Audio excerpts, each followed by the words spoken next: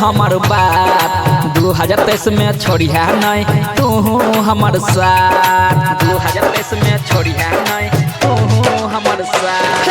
सुन गो चौरी सरिया के हमर बात 2023 में छोड़िया नहीं तू हमर साथ छै के मुखिया जी के खाली करिया ना माना छै के मुखिया जी के खाली करिया ना माना तोरा गोदबे करबो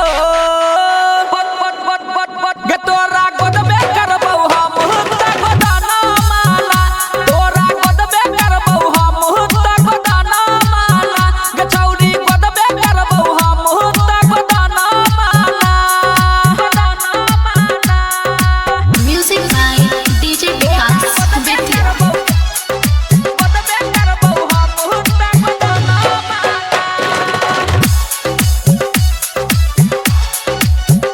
तोरा गोदबे करबो हम हुत्ता गोदाना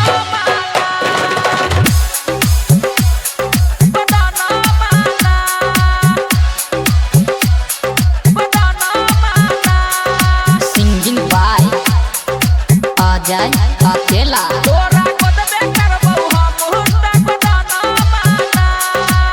2023 के नहीं करबो हम मिस गे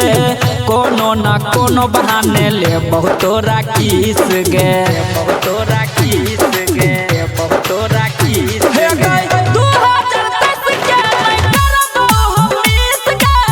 कोनो ना कोनो बहाने ले बहुतोरा किस गे छै के जींस पैंट के अखन फैशन माना कि छै के जींस पैंट के अखन फैशन माना कि तोरा गोदबे करबो गे तोरा गोदबे करबो हम हुत्ता गोदाना माला छै के मुखिया जी के खाली करिया ना माला तोरा गोदबे करबो छौरी हम गोदाना माला Music by DJ Vikas Betty. गोदबे करबो हम हुत्ता गोदाना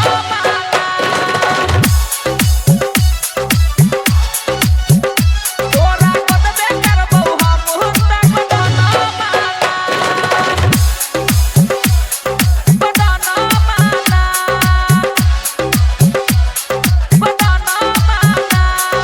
Presented by Chopalji Music. तोरा गोदबे करबो हम हुत्ता गोदाना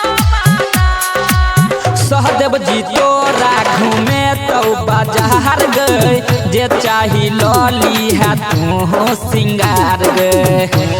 सिंगार गए सिंगार गए ओ जाइया केला घूमे तो बाजार गए जे चाही लॉली है तू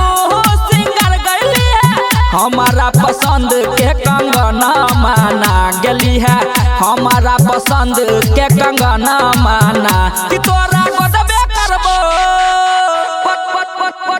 गे तोरा गोदबे करबो हम हुत्ता गोदाना माला तोरा गोदबे करबो हम हुत्ता गोदाना माला गे छौरी गोदबे करबो हम हुत्ता गोदाना माला हे गई सुन गो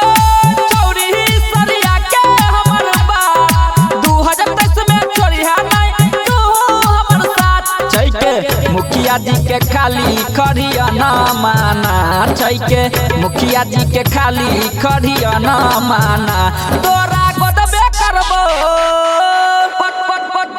गे तोरा